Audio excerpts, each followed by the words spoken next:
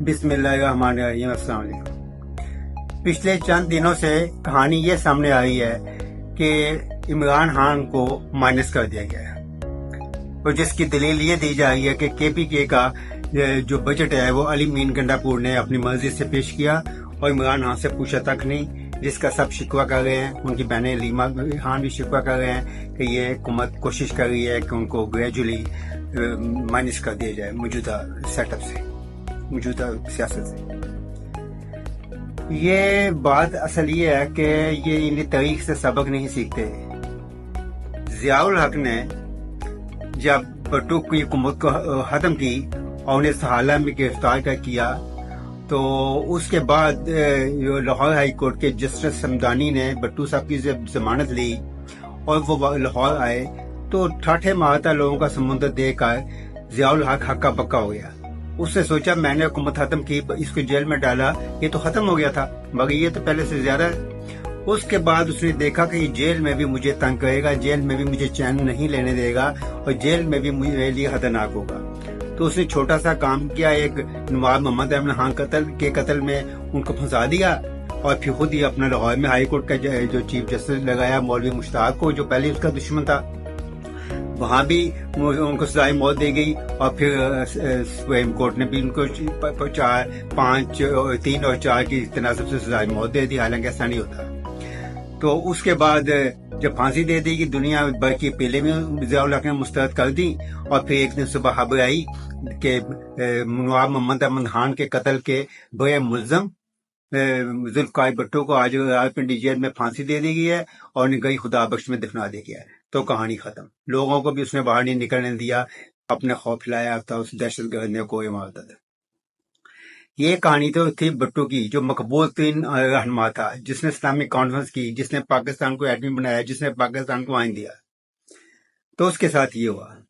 अब अगर इमरान खान को माइनस किया जा रहा है तो फिर इसमें ये सोचना चाहिए कि इन्होंने जो मौजूदा सेटअप है, उन्होंने इमरान खान को एक मुकदमे में अगर रखते, जैसे वो 9 मई था वाकया था, तो उसमें एक उस पर गई मजबूत रखते, जैसे जियाउल हक ने एक ही कत्ल में मजबूत रखी और भुट्टो को था दायर पर लटका दिया।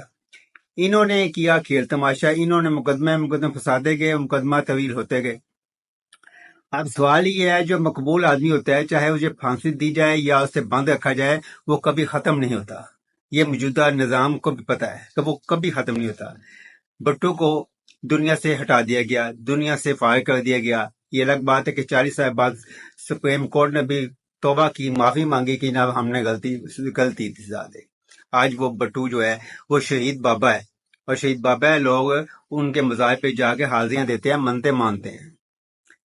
वो शहीद बाबा है। और इधर जो है जो इस वक्त जेल में भी बैठकर हुकूमत कर रहा है, वो उसे हम गाजी बाबा कह सकते हैं। वो शहीद बाबा था, ये गाजी बाबा है। और ये गाजी बाबा ने इतना वक्त डाला हुआ है कि कुछ भी करते हैं, गोम गाम के सारी जो फोकस होता है वो इमरान खान ही होता है। तो अब ये इतनी देर जो 2 साल जेल में रखा है, तो उसका इनाम तो इमरान खान को मिलेगा। ये तो नहीं हो सकता कि उसका अंजाम भुट्टो जैसा हो। वो तो जो हुआ एक डिक्टेटर ने किया, अब ऐसा नहीं होगा। और जो वक्त जो आने वाला वक्त है वो बता रहा है कि जो जेल में रहने वाले होते हैं या जिनको जिला वतन कर दिया जाता है, तो लाहौरी जैसे लोगों को, नेल्सन मंडेला, वो सब वापस आते हैं। और घबराहट यही है कि कहीं वो वापस ना आ जाए।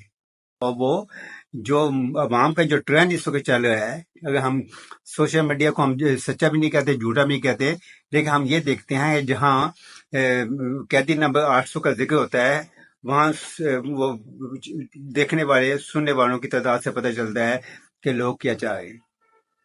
अब उनके खिलाफ इमरान खान के खिलाफ 1 मुकदमा है, 100 मुकदमे हैं, 10 मुकदमे हैं।